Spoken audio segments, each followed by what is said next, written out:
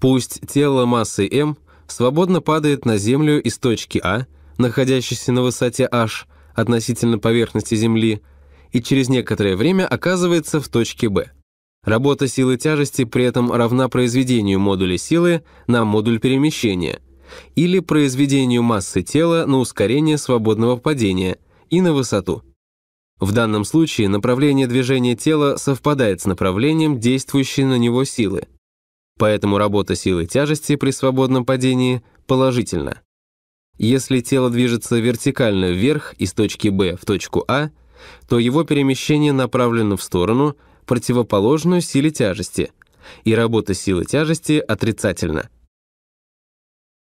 Работу силы можно вычислить, используя график зависимости силы от перемещения. Предположим, под действием постоянной силы тяжести тело совершает перемещение. Графиком зависимости модуля силы тяжести от модуля перемещения тела является прямая, параллельная оси абсцисс. Найдем площадь выделенного прямоугольника. Она равна произведению двух его сторон. С другой стороны, этой же величине равна работа силы тяжести. Таким образом, работа численно равна площади прямоугольника, ограниченного графиком, координатными осями и перпендикуляром, восстановленным к оси абсцисс в точке H.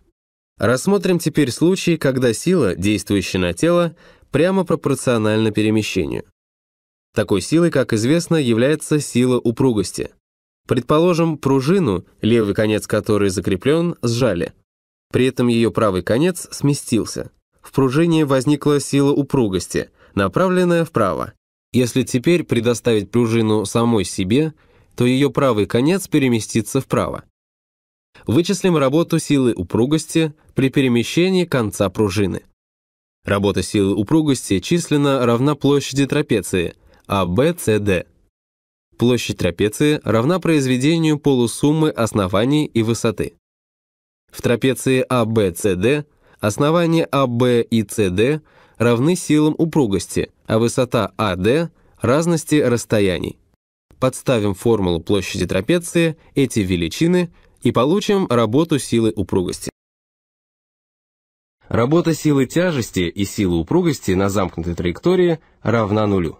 Силы, работа которых на любой замкнутой траектории равна нулю или не зависит от формы траектории, называют консервативными. Сила, работа которых зависит от формы траектории, называют неконсервативными. Неконсервативной является сила трения.